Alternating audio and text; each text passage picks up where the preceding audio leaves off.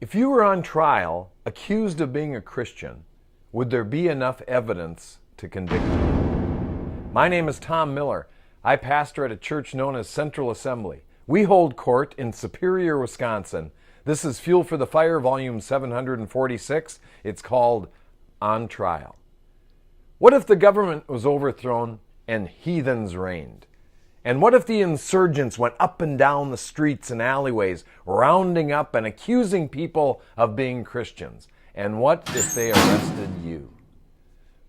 Would there be enough evidence to convict you?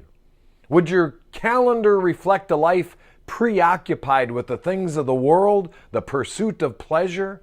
Or would your time be filled with service to the church, ministry to hurting people, and times of rich involvement in the things of God? In which case, you would be guilty as charged. If they probed into your finances, would they find you to be innocent of ever giving to the church?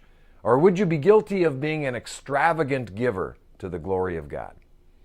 Would eyewitness accounts of your interaction with people show love and kindness, or terse communication and unethical dealings?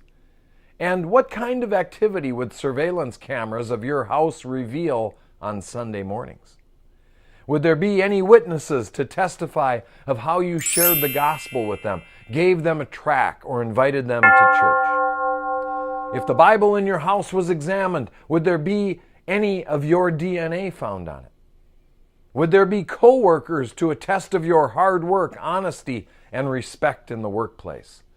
Would the pastor of your church be able to pick you out of a lineup?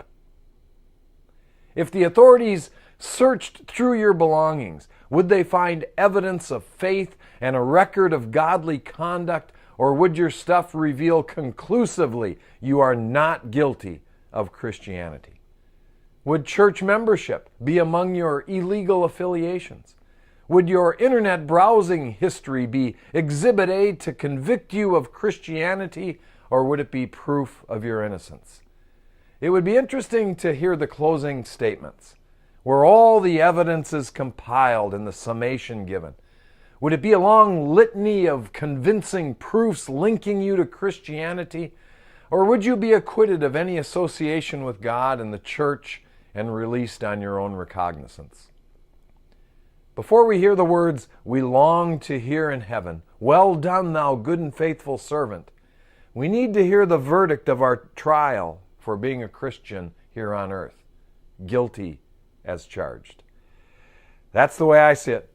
And that's a little fuel for the fire. And remember, I love you guys.